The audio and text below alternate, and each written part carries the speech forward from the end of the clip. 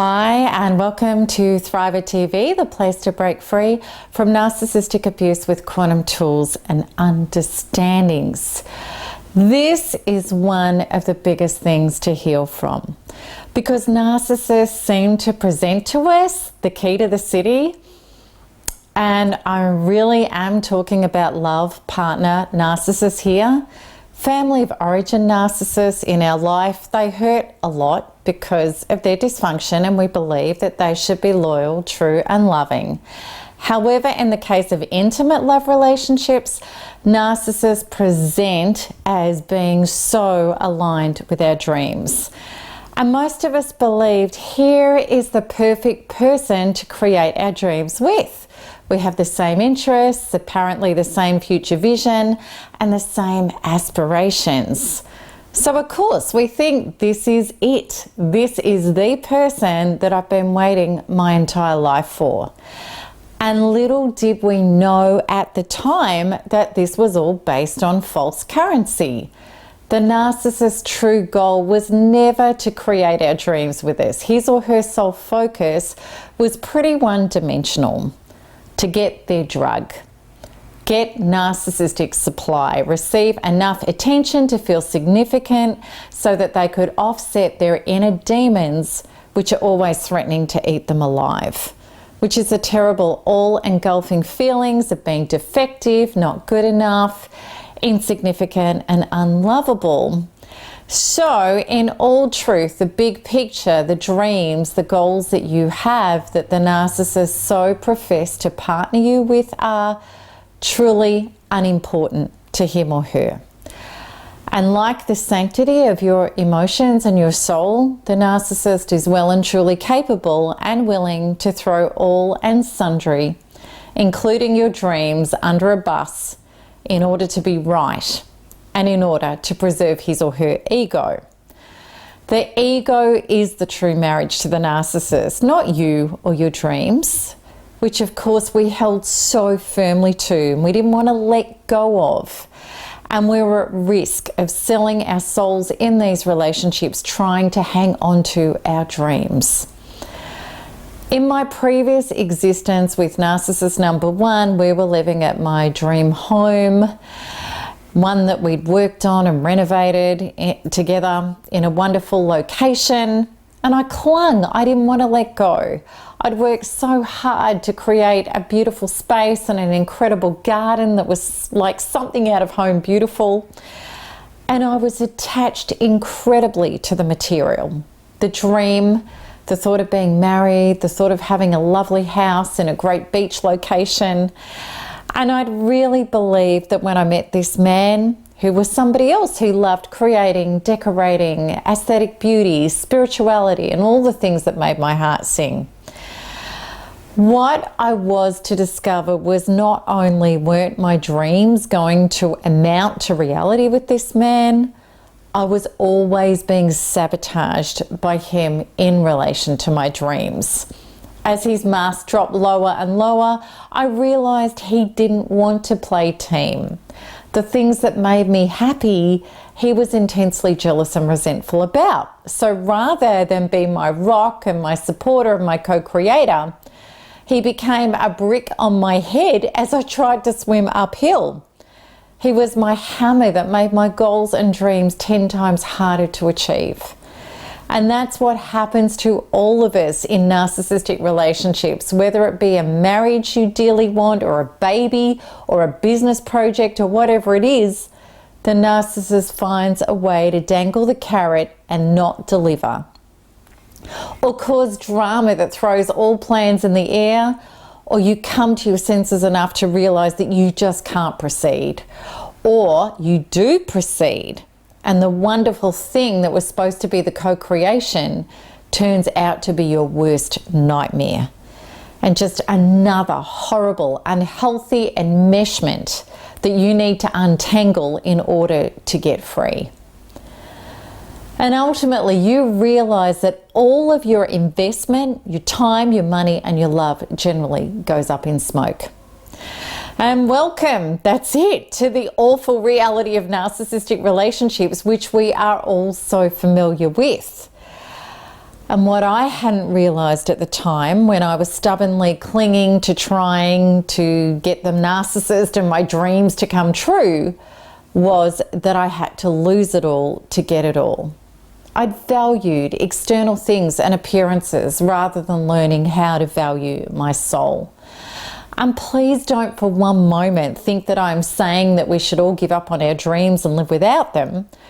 What I'm saying is that in the beginning of our recovery journey, when we finally accepted that it's impossible to live a happy life with these people, and that our sanity and our well-being and possibly our life, and often that is the case, is so much more important than holding on trying to make our dream turn out. And hanging on is like being on the Titanic and we're going to drown. And everything that is dear to us is going to go down too if we don't get off the sinking ship now.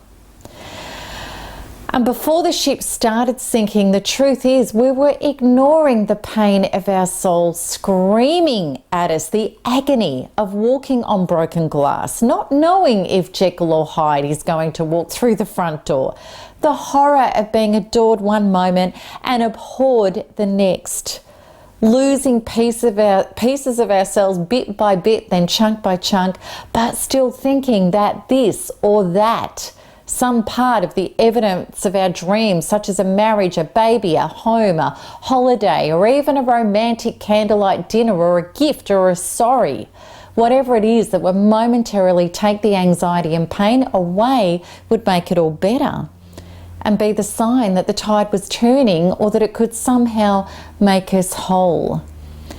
We are missing the mark, we're missing the lesson.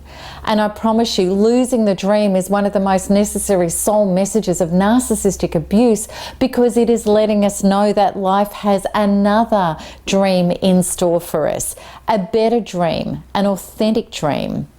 The things we want are not wrong. In fact, they are incredibly right. They were just never going to work if we tried to put the cart in front of the horse. If we tried to live life from the outside in, from our emptiness, from our egoic wounds, which believe that if I could just have this or that, I will feel more whole. That isn't how the game of life works. It isn't a quantum truth at all. And I've told people so many times, I am thrilled I lost it all. My finances that I'd worked all of my life to achieve, important connections, my credibility, my health, my sanity, and almost my life. Because when everything lay on the ground in a pile of rubble smashed to pieces, there was nothing left to hang on to and nowhere to go. My ego had nothing to pin its hat on to get up and go again. There was nothing left to have significance from. All I was left with was me, little old, broken, devastated me. And I didn't learn to love or value myself. And I needed then, that's what I had to learn. And I learned that healing myself back to wholeness was the greatest mission in my life. And if I wasn't going to learn and take on that mission, I wasn't going to survive or ever engage in life again. And what I discovered, which thrivers do discover, is this: my soul became my true worth. And what this means when we discover this is we step into the beingness of these things: fullness, wholeness, happiness, listening to our emotions and honoring them, the becoming of our own best friend and supporter, always wanting to love and heal our inner being to become the next highest version of ourselves instead of being our own worst enemy. The wanting to be a being who is unconditionally whole and happy rather than being precariously poised on needing to get stuff. Our beingness becomes all important, not our gettingness. Then a true miracle happens. We start creating from that place. No longer are we attached to things having to work out a certain way or needing to be delivered by a certain person. Instead, space opens up and we start to see the miracles in permutations, synchronicities and unfoldings that are far more spectacular than we could try to force to happen from our limited, needy, attached self. We flow more. We realize that our inner being and well-being does not need certain things to feel whole. And we experience a shift now that we're living from the feeling of this, the joy of being, the showing up and creating and having a crack, rather than being attached to outcomes. We don't do to get any more. We be to create, and then let life take care of the outcome, the results. And we enjoy the ride instead of being fixated on the destination. That's what living really is. And I promise you, that is when your dreams will have wings and be real and be bigger and better than you could ever imagine. That is the life I live now. And that's what thriving creates. But we have to let go. We have to enter the void of nothing. We have to let go of the dreams we thought we had with the narcissist and come home to self-partner, to love and value ourselves. And then we will, piece by piece, releasing of wound by wound, we will become a dream machine for real. So that's it for this episode, and I would love you to come over to the blog to have a conversation about this at blog.melanietoniaevans.com. And as always, keep smiling, keep healing, and keep thriving, because there is nothing else to do. Lots of love. Bye-bye.